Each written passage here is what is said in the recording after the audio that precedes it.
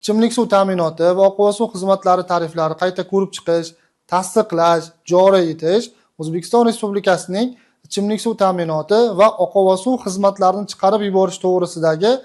784 qonuniga muvofiq amalga oshiriladi. Xususan, suv ta'minoti korxonalari tomonidan shakllantirilgan tariflar jamoatchilik muhokamasiga joylashtirilib, hududiy moliya organlarining xulosalar olingandan so'ng Qoraqalpog'iston Respublikasi Yuqori Kengesi, Xalq deputatlar viloyatlar va Toshkent shahri kengashlari tomonidan ko'rib chiqib tasdiqlanadi. Ichimlik suv ta'minoti va oqova suvlarni chiqarib yuborish bo'yicha xizmatlar uchun tariflar, mahsulot tannarxiga kiritilgan xarajatlar, ya'ni elektr energiya, ish haqi, reagentlar va joriy va mukammal ta'mirlash xarajatlari, tizim obyektlarini rivojlantirish va modernizatsiya qilish xarajatlari,